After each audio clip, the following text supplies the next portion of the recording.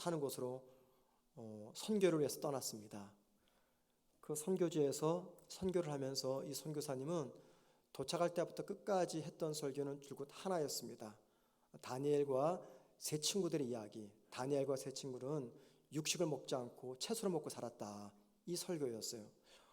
나중엔 추장이 찾아와서 부탁을 합니다. 선교사님, 우리가 당신 잡아먹지 않을 테니까 제발 다른 설교 좀 해주십시오 했다고 합니다.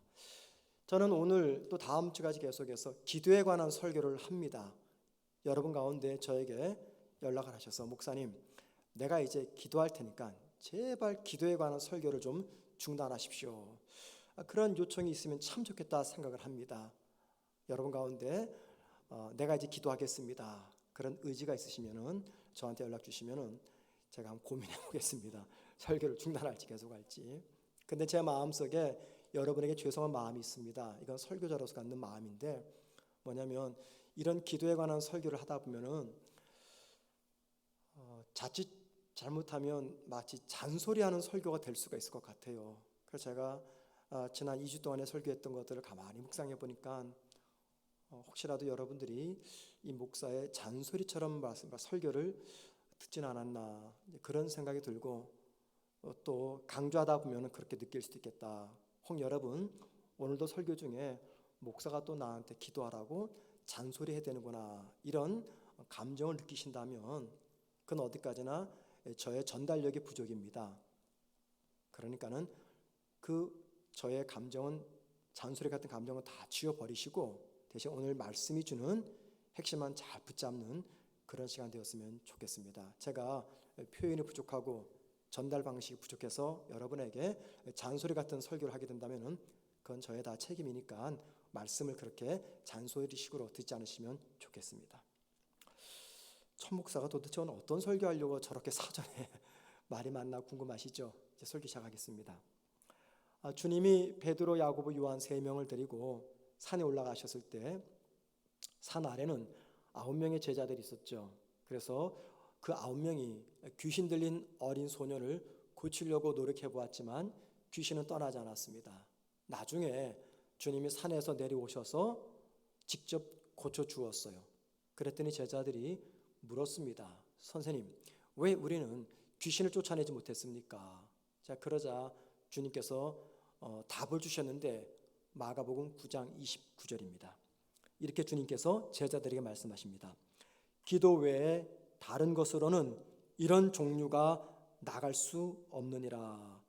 이런 종류, 이게 무엇입니까? 귀신을 쫓아내는 능력을 말합니다. 기도 외에 다른 것으로는 이런 종류가 나갈 수 없다라는 주님의 말씀은 이런 뜻입니다. 만일 너희가 지속적으로 기도했다면 내게서 즉 나에게서 받은 능력을 너희들이 유지했을 것이고 그리고 그렇게 했다면 어린 소년을 괴롭혔던 귀신을 능히 쫓아낼 수 있었을 것이다 라는 말씀입니다. 여러분 주님의 이 말씀을 통해서 저와 여러분에게 알려주고자 하는 하나님의 마음이 담겨 있습니다. 그게 무엇일까요? 첫 번째는요, 성도가 이 세상을 살아갈 때는 반드시 하나님의 힘과 도움이 필요하다는 것입니다. 하나님의 도우심, 저는 그것을 하나님의 힘이라고 줄겨 표현합니다. 성도가 이 세상을 살아갈 때 반드시 필요한 것이 있는데 하나님의 힘이라는 것입니다. 여러분, 하나님을 믿는 성도가 하나님이 공급하시는 힘을 사용하지 못한다면은 하나님을 믿는 성도와 믿지 않는 사람의 차이가 무엇이겠습니까? 하나님은 이 땅에 살아가는 성도들에게 당신의 힘을 공급해 주십니다. 자, 둘째는 주님의 말씀 속에서 어떤 뜻이 담겨져 있냐면 그 하나님의 힘을 우리가 공급받을 수 있는 방법, 다름 아닌 기도라는 것입니다. 기도를 통해서 하나님의 힘과 하나님의 도우심을 입을 수가 있습니다. 여러분, 성도는요, 힘든 세상을 홀로 살아가는 사람이 아닙니다. 하나님이 도우시는 도우심과 힘을 의지하며 살아갑니다. 그러니까 이 말은 성도는 하나님의 능력으로 사는 사람이라는 것입니다. 그리고 성도가 하나님의 능력을 얻을 수 있는 가장 중요한 통로는 다름 아닌 기도입니다. 우리 모두는 이 믿음의 원리를 잘 알고 있습니다. 여러분 잘 아시죠? 성도는 기도를 통해서 하나님의 도우심을 입을 수 있다. 이 믿음의 원리인데 우린 잘 알고 있습니다. 그런데 이 믿음의 원리를 잘 알면서도 우리는 기도하지 못합니다. 기도가 필요한 것도 압니다. 그래서 개인적으로나 가정적으로 어떤 문제가 생기면 교육자들에게, 셀장에게 기도를 부탁합니다. 그런데 정작 자기는 기도하지 않습니다.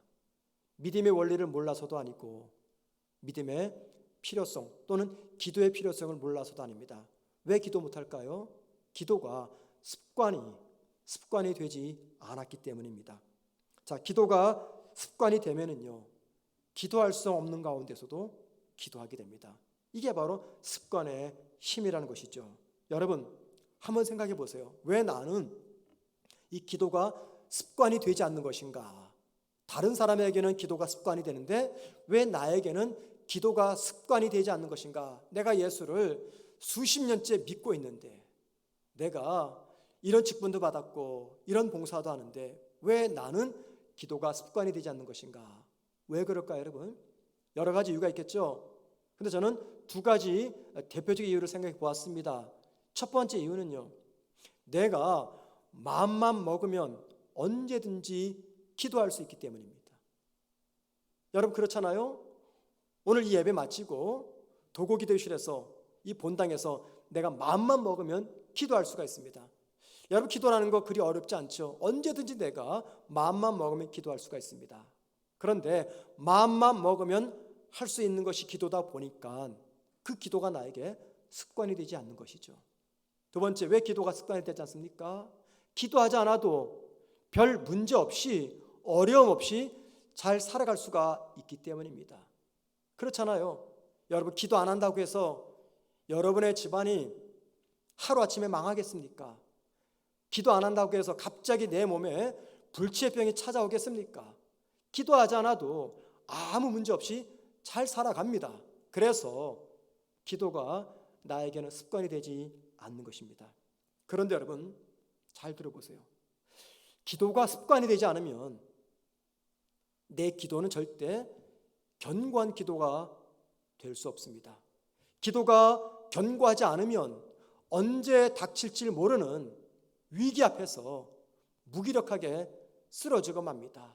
여러분, 내 삶에 찾아오는 고난과 질병과 아픔이 예고하고 찾아옵니까? 죽음이 내가 언제 찾아갈게 예고하고 찾아옵니까?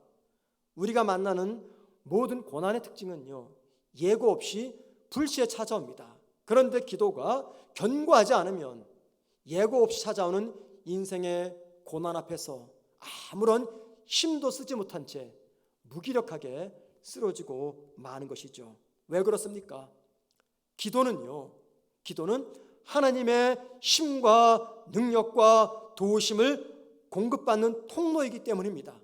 그런데 기도하지 않으면 어떻게 돼요? 그 통로가 막히게 됩니다. 그럼 어떻게 됩니까? 여러분, 혈관에 막히면 어떻게 돼요? 죽든지 질병이 찾아옵니다. 마찬가지로 하나님의 은혜가 흘러가는 통로가 막혀버리면요, 영적 질병에 걸립니다. 그래서 견고한 기도가 필요한 것이죠. 자, 그럼 여러분, 내 기도가 습관화된 기도인지 기도가 나에게는 일상인지 확인할 수 있는 중요한 질문이 있습니다. 제가 질문 3가지를 여러분에게 드려볼 테니까 한번 고민하지 마시고, 이거 뭐 한 5초만 생각해도 이건 잘못된 겁니다. 그 즉시 답을 하셔야 됩니다. 첫째, 여러분 언제 기도하십니까? 빨리 생각하세요. 고민하시면 안 됩니다. 이 고민하면 안 되는 거예요. 둘째, 일주일에 몇 번 혹은 몇 시간 기도하십니까? 셋째, 어디서 기도하십니까? 이 3가지 질문에 즉각적인 답이 나오지 않으면 그분에게 기도는 아직까지 일상이고 반복적이고 습관화된 기도는 아닌 것입니다. 만약에 우리가 이 3가지 질문을 주님께 드린다면 주님은 뭐라고 답을 하실까요? 주님, 언제 기도하세요? 주님, 일주일에 몇 번, 몇 시간 기도하세요? 주님, 어디서 기도하세요? 라고 물어본다면 우리 주님은 조금도 머뭇거림 없이 즉각적으로 답을 하실 겁니다. 왜냐하면 주님에게 기도는요, 일상적이고 반복된 습관화된 기도이기 때문입니다. 그리고 그 습관화된 기도는 예수님의 기도를 견고하게 만들어 주었습니다. 저는 오늘 말씀을 통해서 이 질문 중에서 두 가지만 한번 주님께 하고 주님께 답을 찾는 그런 형식으로 말씀을 한번 전해보려고 합니다. 첫 번째입니다. 주님, 언제 기도하십니까? 주님께서 이렇게 말씀하십니다. 나는 항상 이른 새벽 시간과 늦은 저녁 시간에 기도했다. 이게 제 이야기가 아니라 성경의 증거입니다. 마가복음 1장 35절입니다. 새벽 아직도 밝기 전에 예수께서 일어나 나가 한적한 곳으로 가서 거기서 기도하더니. 둘째, 누가복음 6장 12절입니다. 예수께서 기도하시러 산으로 가서 밤이 새도록 기도하시고. 예수님이 기도하셨던 시간은 이른 새벽과 늦은 저녁이었습니다. 여러분, 왜 예수님은 하루 중 많은 시간을 놔두고 하필이면 이른 새벽과 늦은 저녁에 기도했을까요? 물론 낮 시간에는 많은 곳을 다니면서 복음을 전했고 병자들을 고쳤기 때문에 시간적인 여유가 없었기 때문입니다. 그런데 여러분, 그건 진짜 이유가 아닙니다. 진짜 중요한 이유는요, 사람과 환경으로부터 방해받지 않고 기도에 집중할 수 있는 최상의 시간이 다름 아닌 이른 새벽 시간과 늦은 저녁 시간이었기 때문입니다. 자, 두 번째 주님께 질문합니다. 주님, 어디서 기도하셨습니까? 어디서 기도하셨기에 주님의 기도는 습관적이었고 견고한 기도였습니까? 주님이 대답하십니다. 나는 항상 한적한 곳에서 기도했다. 제 이야기가 아니라 성경 이야기입니다. 다시 마가복음 1장 35절 보십시다. 새벽 아직도 밝기 전에 예수께서 일어나 나아가 한적한 곳으로 가서 거기서 기도하더니. 여러분, 한적한 곳, 여기가 어딜까요? 이 한적한 곳은요, 헬라어 원문으로 두 단어가 합쳐졌습니다.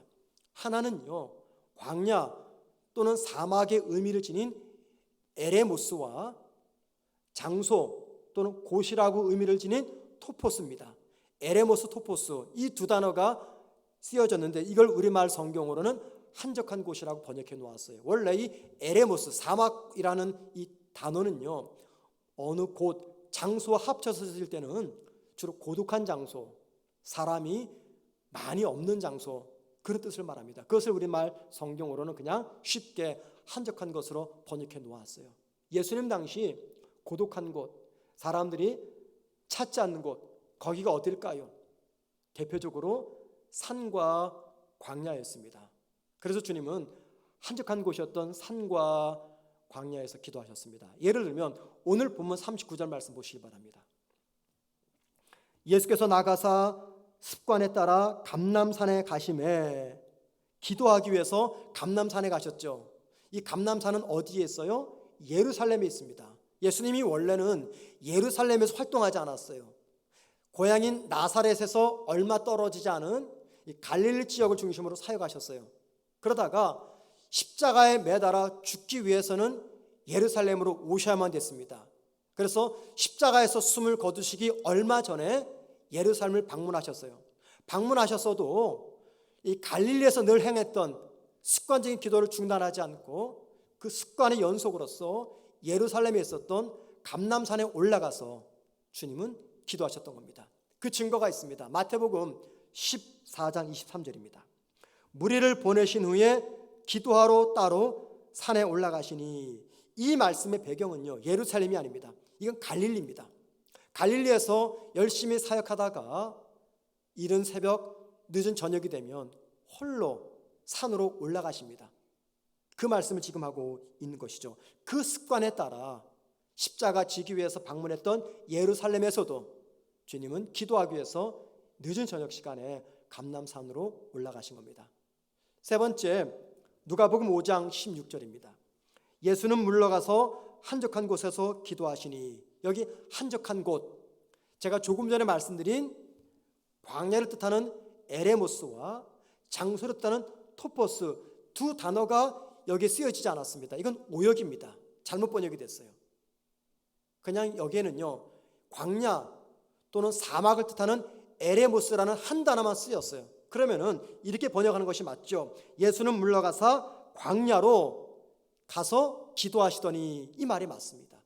무슨 말이냐면 주님께서 기도하기 위해 찾아가신 특별한 장소, 한적한 것은 다름 아닌 산과 광야였다, 그 말입니다. 자, 여러분 생각해 보세요. 왜 예수님은 많은 시간 중에 이른 새벽 시간 또는 늦은 저녁 시간 기도하셨을까요? 왜 예수님은 주변에 많은 장소와 공간이 있는데 아무도 찾지 않는 산과 광야에서 기도하셨을까요? 이른 새벽이나 늦은 저녁 시간에 산이나 광야 같은 곳에서 기도해야만 기도 응답이 빠르기 때문에 그곳에서 기도하신 것일까요? 30년 전에 저는 인천의 한 교회에서 교육 전도사로 사역하고 있었습니다. 그때 제 후배 전도사 4명이 함께 사역했어요. 그 중에 한 명은 여자였습니다.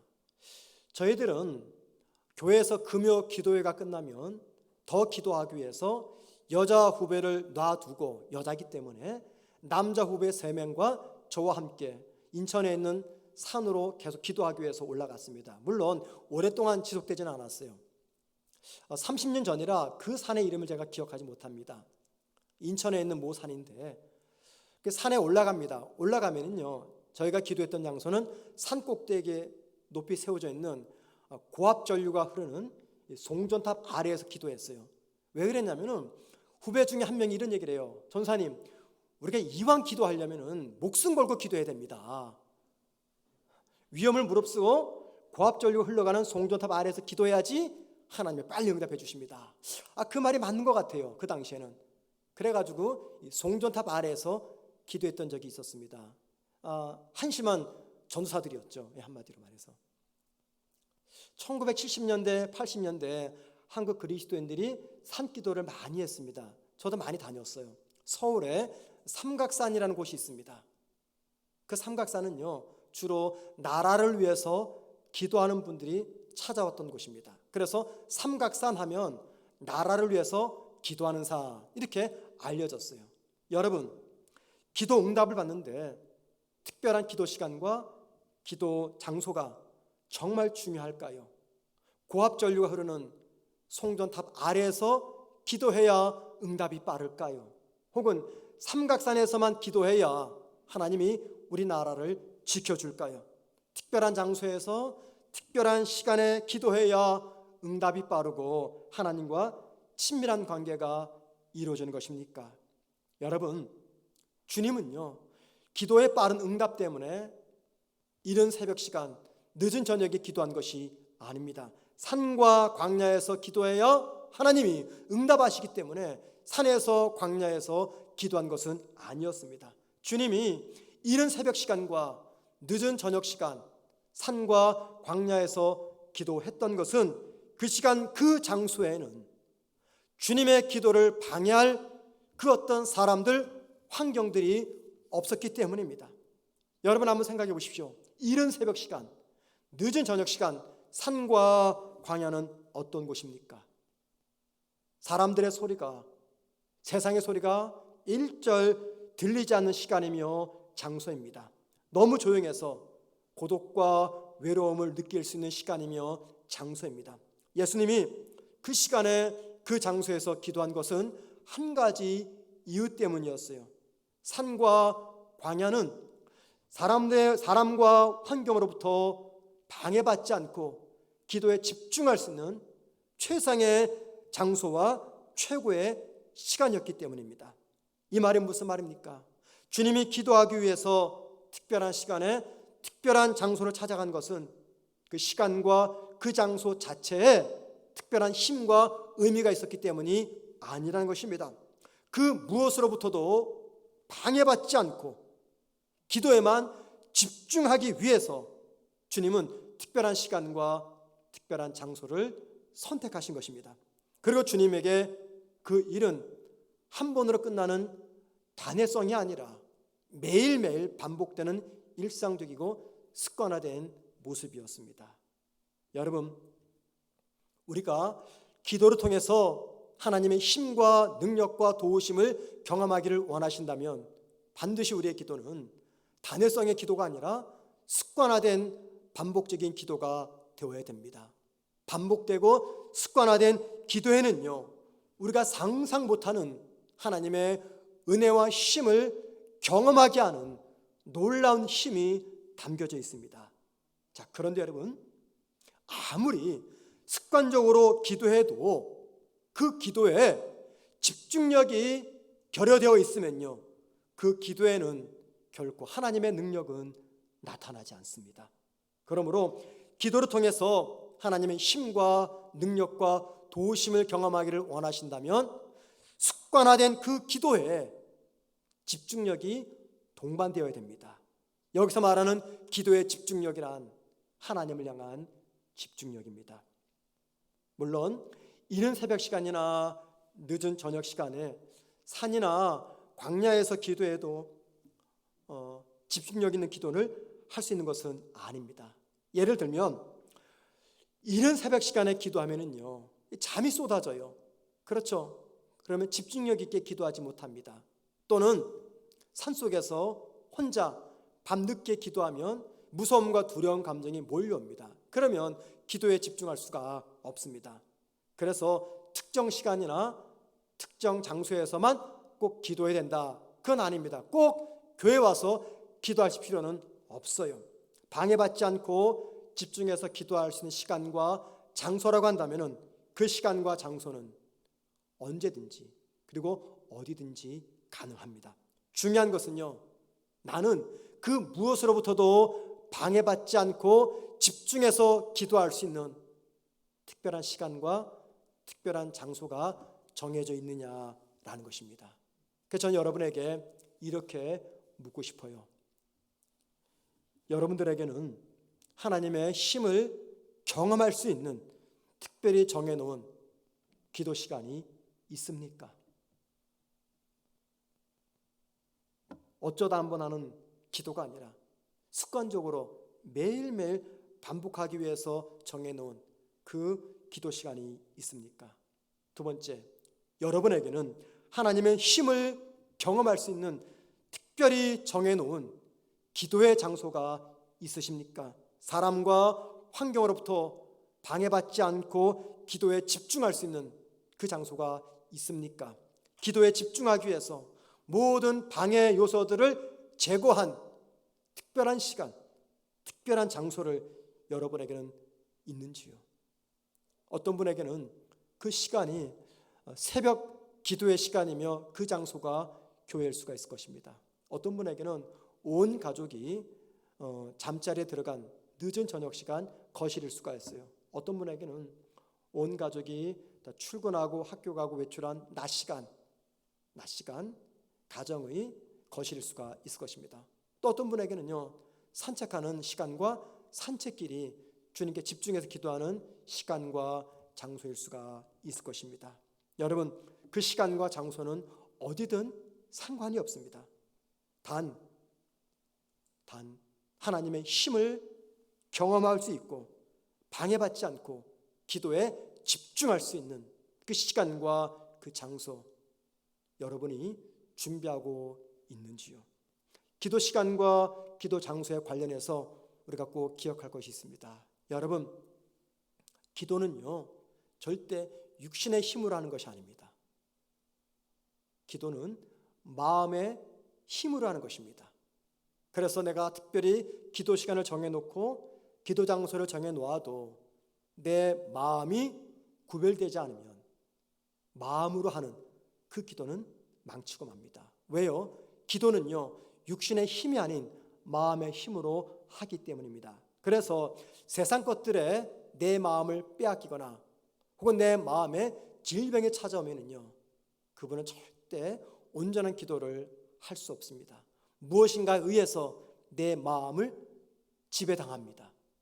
무엇인가에 내 마음을 빼앗깁니다. 그런 분들은요, 절대 집중력 있는 기도는 할 수가 없습니다. 그래서 이른 새벽이나 늦은 저녁 시간에 산이나 광야 같은 특별한 곳에서 기도해도 우리의 마음이 두려움과 걱정에 붙들려 있으면은요, 그분은 집중력 있는 기도를 할 수가 없습니다. 우리가 새벽 기도회나 또는 금요 기도회, 각종 기도의 시간에 오자마자 시작하자마자 기도부터 하지 않습니다. 뭐 합니까? 찬양하고 찬양이 끝나면 말씀을 듣습니다. 왜 그럴까요? 찬양과 말씀을 통해서 유혹과 두려움에 붙들린 내 마음을 정돈하기 위해서입니다. 마음이 정돈된 다음에 그 다음에 어떻게 해요? 집중해서 하나님께 기도하는 거죠. 그래서 기도할 때 특별한 시간과 장소도 중요하지만 구별된 내 마음 상태가 더 중요하다는 것입니다. 예를 들면 분명히 구별된 시간, 특별한 장소인 새벽 기도에 예배당에 와서 기도하는 성도들이 있어요. 그런데 비록 그 시간에 예배당에 있지만 집중해서 기도를 못합니다. 왜 그러냐면요, 그분의 그 마음이 세상의 염려와 근심과 두려움과 유혹에 가득 차 있기 때문입니다. 또는 전날 충분한 잠을 이루지 못했기 때문에 몸이 피곤하니까 집중력 있게 기도를 못하는 것이죠. 이 말은 무슨 말입니까? 이런 뜻입니다. 비록 내가 특별한 시간에 특별한 장소에서 기도한다 할지라도 몸이 피곤하고 유혹과 두려움과 근심에 내 마음이 사로잡히게 되면 기도에 집중하지 못합니다. 자, 그렇게 되면은요, 내가 시간과 장소는 구별됐지만 내 마음은 구별하지 못하고 있는 것입니다. 그러므로 특별한 기도 시간에 특별한 장소에서 내가 습관적으로 기도하는데도 내 삶에 아무런 변화가 없어요. 내 마음에 변화가 일어나지 않습니다. 그렇다면 여러분, 정직하게 내 마음 상태를 돌아보셔야 됩니다. 혹시 내 마음에 근심과 두려움과 유혹이 파고 들어오지 않았는지 내 마음 상태를 정직하게 돌아보셔야 됩니다. 여러분들은 지금의 여러분의 모습에 만족하십니까? 여러분의 지금의 영적인 상태, 신앙의 상태에 만족하십니까? 혹 여러분 가운데 지금의 내 모습이 지금보다 더 나은 모습으로 바뀌기를 기대하는 분이 계십니까? 지금보다 더 성숙하고 지금보다 더 영성이 깊은 그런 사람으로 변하기를 원하십니까? 지금보다 더 주님 닮은 제자가 되기를 원하십니까? 여러분, 이 모든 일들이 어떻게 가능할까요? 인도의 성자로 알려진 썬다싱은 기도에 관해서 이런 말을 남겼습니다. 우리의 기도가 하나님을 바꾸는 것이 아니다. 오히려 기도를 통해 하나님의 형상으로 변화되는 것은 우리 자신이다. 우리의 기도가 하나님을 바꾸는 것이 아니다. 오히려 기도를 통해 하나님의 형상으로 변화되는 것은 우리 자신이다. 이 말은요, 주님을 닮는 주님과의 친밀한 교제는 기도를 통해서만 가능하다는 것을 이야기합니다. 여러분, 기도가 주는 가장 큰 축복과 은혜가 있죠. 그게 무엇입니까? 기도를 통해서 하나님을 바꾸는 게 아닙니다. 우리는 기도를 통해서 자꾸만 하나님을 바꾸려고 해요. 여러분, 하나님은 절대 우리 기도에 의해서 바뀌는 분이 아닙니다. 기도를 통해서 누가 바뀝니까? 내가 바뀌어요. 내가 어떻게 바뀝니까? 더 주님을 닮아가는 제자로, 더 주님과 친밀한 교제에 들어가는 사람으로, 더 영성이 깊은 사람으로 바뀝니다. 그것이 기도가 주는 가장 놀라운 축복이며 은혜입니다. 하나님은 우리를 만드셨어요. 우리는 하나님에 의해서 만들어졌습니다. 이 말은요, 하나님은 창조주이고 우리는 피조물임을 말합니다. 창조주 또는 조물주와 피조물은요, 절대 가까워질 수 없는 먼 관계입니다. 이게 어떻게 가까워지겠어요? 나를 만드신 분과 내가 어떻게 가까워집니까? 그런데도 하나님은 당신이 창조한 그 어떤 피조물들과도 맺을 수 없는 긴밀한 관계를 우리와 맺기를 원하십니다. 그리고 그 관계를 맺기 위해서 하나님은 당신의 생명의 능력을 날마다 우리들에게 공급해 주십니다. 그리고 우리는 하나님의 생명의 능력을 공급받아서 어제보다는 오늘이 더 나은 성도, 오늘보다는 내일이 더 깊이 있는 성도로 변하는 것입니다. 여러분, 그러면 우리를 변화시키는 하나님의 생명의 능력을 우리가 어떻게 경험합니까? 뭘 통해서 경험합니까? 이 일을 위해서 하나님께서 우리에게 주신 하나님의 은혜가 있어요. 그게 무엇입니까? 기도의 은혜라는 것입니다. 기도를 통해서 하나님을 바꾸는 것이 아니라 기도를 통해서 내가 공급받은 하나님의 생명의 능력으로 내가 주님 닮은 제자로 변화되어 가는 것입니다. 그런데 여러분, 이 일이 결코 쉽지가 않다는 겁니다. 어렵습니다. 많이 어렵습니다. 그래서 우리에게는 특별한 하나님의 은혜가 필요한 것이죠. 여러분, 기도를 통해서 하나님을 바꾸는 것이 아니라 내가 바뀌기 위해서 우리가 어디를 찾아가야 됩니까? 내가 특별히 정해놓은 기도의 시간, 기도의 장소로 찾아가셔야 됩니다. 그리고 이 일을 위해서 반복적이고 습관화되고 집중적인 기도를 해야 되는 것이죠. 미국의 기독교 작가 중에 필립 얀 씨가 있습니다. 그가 쓴 책 중에서 내 안에 하나님이 없다라는 책이 있어요.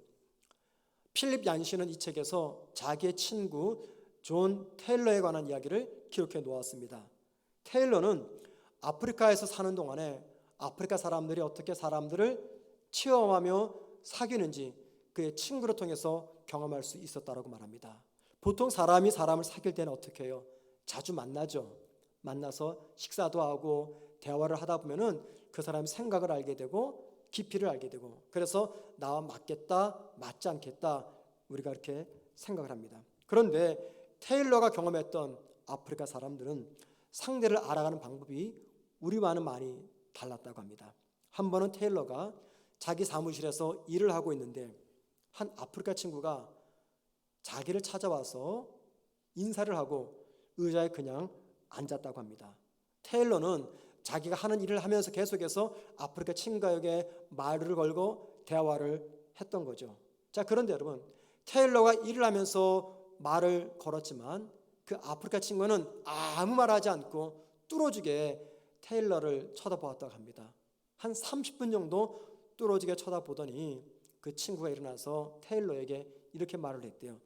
테일러 씨, 당신을 이제 충분히 보았습니다. 그렇게 말하고는 방에서 나갔다고 합니다. 아프리카 친구는 테일러에 대해서 어떤 것도 묻지 않고 대화도 하지 않았습니다. 정보도 얻지 않았습니다. 테일러는 나중에 그 이유가 무엇인지 알았다고 합니다. 자기는 열심히 일을 하면서 그 친구와 대화한 반면 아프리카 친구가 아무 말 없이 자기를 뚫어지게 쳐다본 것은 테일러라고 하는 그 사람 존재 자체에 집중했기 때문입니다. 그가 말을 하거나 행동을 하는 그 자체가 아니라 그냥 그 사람 자체에 관심을 두었기 때문이죠. 왜 그러냐면 아프리카 친구에게 진정한 사귐과 교제는 사귐의 대상자에게 완전히 몰두하는 것, 몰입하는 것이었기 때문입니다. 여러분, 여기 중요한 것이 있습니다. 진정한 사귐이란 사귐의 대상자에게 자신을 완전히 몰입하는 것. 자, 그러면 여러분, 이 이야기를 한번 주님과 우리의 관계에 한번 적용해 보시죠. 여러분, 저와 여러분이 주님과의 진정한 사귐을 가질 때 주님은 우리에게 무엇을 요구하실까요? 무엇을 요구하실까요? 나에게 몰입해라. 나에게 집중해라. 나에게 몰두해라.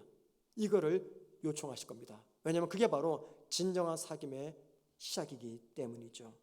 여러분, 주님과 깊은 사귐을 갖고 주님을 닮기 원하는 간절한 마음이 있다면 우리 모두는 기도를 통해서 주님께 집중하며 몰두하며 몰입할 것입니다. 그런데 우리가 주님께 집중하며 몰입할 때 이것들을 방해하는 요소들이 있어요.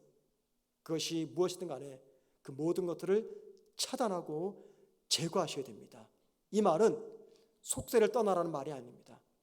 주님께 집중해서 기도할 수 있는 특별한 시간과 장소를 우리가 가져야 된다는 것입니다.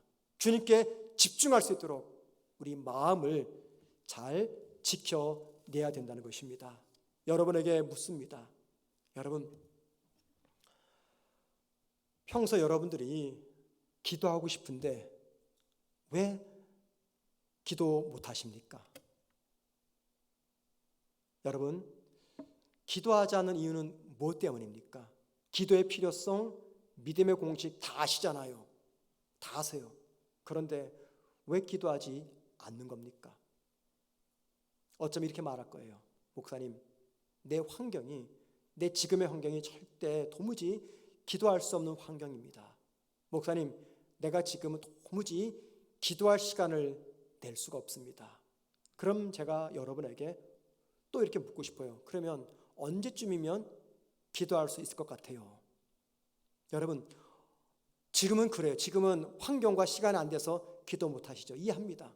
그러면 언제쯤이면 기도할 수 있을 것 같아요? 언제쯤이면 기도할 수 있는 환경과 시간이 갖추어진다고 생각하십니까? 여러분, 오해하시면 안 됩니다. 우리가 죽을 때까지 내가 맘먹고 기도할 수 있는 환경과 시간은 절대 주어지지 않습니다. 새벽기도 나오는 성도들이 계세요.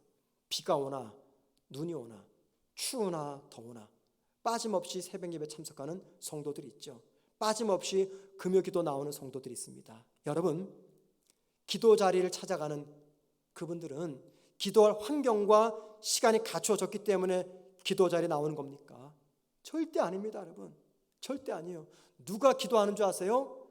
기도할 수 없는 환경과 시간을 극복하는 성도들이 기도합니다. 우리가 죽을 때까지 기도할 수 있는 상황과 환경과 시간은 주어지지 않습니다. 왜 그럴까요? 사탄이 절대 용납하지 않기 때문입니다. 사탄은 절대 저와 여러분이 기도할 수 있도록 환경과 시간을 보장해 주지 않습니다. 만들어 주지 않습니다. 오히려 그런 상황과 환경과 시간이 주어지면 기도할 수 없는 일들을 만들어내서 기도하고자 하는 내 의지를 꺾어버립니다. 그렇기 때문에 기도할 수 있는 환경과 시간이 주어지면 기도하겠습니다 라고 생각하신다면 그분은 죽을 때까지 기도 못합니다. 오히려 할 수 없는 상황과 환경과 시간을 극복하는 성도들이 기도를 하는 것입니다. 여러분이 주님께 집중하기 위해서 마련해 놓은 기도 시간이 언제입니까? 한번 정직하게 물어보십시오. 주님께 내가 집중하기 위해서 그 무엇도 방해받지 않고 주님께만 집중하기 위해서 여러분이 특별히 정해놓은 기도 시간, 그 무엇이 방해해도 절대 그 시간만큼은 포기할 수 없는 그 시간이 언제입니까?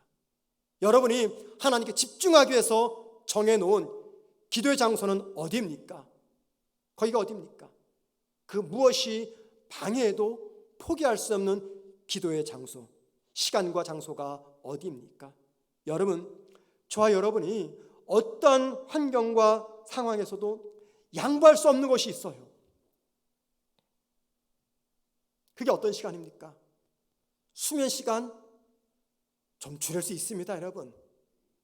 하루에 6시간 이상 주무시면 안 됩니다. 우리가 1시간 수면 충분히 취하지 못해서 몸에 이상이 올 정도로 그렇게 심각하지 않습니다.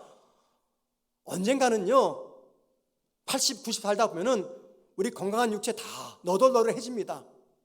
상처도 입고 고통도 찾아오고 질병도 생기고 그렇게 너덜너덜해진 내 육체 가지고 주님 만나면은요 주님께서 수고 많았다 하시면서 새로운 육체를 입혀주실 겁니다. 너무너무 건강에 유의하지 마세요.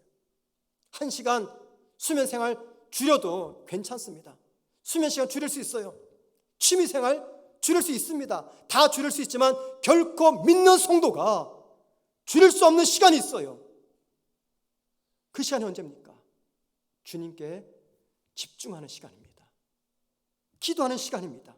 어떠한 상황과 환경에서도 양보할 수 없는 기도의 시간과 기도의 장소를 여러분들은 확보하고 계십니까? 여러분, 왜 우리가 기도의 시간과 기도의 장소를 특별히 정해야 될까요? 그것은요, 하나님께 집중하기 위해서입니다. 하나님께 집중함이 내 삶의 가장 큰 능력이며 힘이기 때문입니다. 제가 좋아하는 사자성어 중에 수적천석이라는 사자성어가 있습니다. 아마 여러분들이 아실 거예요. 이 뜻이 수적천석, 그 뜻이 무엇입니까? 작은 물방울이라도 끊임없이 떨어지면 마침내 돌에 구멍을 뚫는다, 그 말입니다. 여러분, 물 한 방울, 이게 무슨 힘이 있어요? 그런데 중단하지 않고 물이 한 방울 한 방울 떨어지게 되면 마침내 돌에 구멍이 생긴대요. 무슨 말입니까? 아무리 작은 노력이라도 포기하지 않고 끈기 있게 집중해서 반복적으로 하게 되면은 마침내 큰 일을 이룰 수가 있다는 겁니다. 반복과 집중의 힘을 의미하는 사자성어입니다. 여러분, 반복적이고 습관적이고 집중력이 담긴 우리 기도는요, 내 앞에 찾아오는 인생의 동굴까지도 뚫을 수 있는 힘이 있습니다. 그 힘을 누가 줍니까? 하나님이 주십니다. 내 힘이 아니에요. 하나님의 힘입니다. 하나님이 그 힘을 집중해서 기도하는 나의 기도를 통해서 주신다는 겁니다. 여러분, 일주일 중 단 몇 번이라 좋습니다. 세상 소리, 사람 다 차단하고 주님께만 집중할 수 있는 기도의 시간, 기도의 장소를 한번 만들어 보십시오. 그 시간과 그 장소를 통해서 내 인생에 찾아오는 아무리 두꺼운 인생의 동굴도 반드시 뚫어낼 수가 있습니다. 여러분, 기도는요, 육신의 힘으로 하는 게 아니에요. 마음의 힘으로 합니다. 그렇기 때문에 시간과 장소뿐만이 아니라 내 마음도 잘 지켜내셔야 됩니다. 세상에 내 마음이 지배당하지 않도록, 세상의 것에 내 마음이 빼앗기지 않도록 내 마음을 항상 잘 관리하셔야 됩니다. 그리고 내 기도가 습관이 될 때 그 습관의 기도 속에 집중력이 함께 더하면은 그때 비로소 하나님의 놀라우신 힘과 능력과 도우심이 내 삶의 한 부분이 되어질 것입니다. 이 은혜로운 기도 생활을 이어가는 우리 모두가 되기를 주님의 이름으로 축원을 드립니다.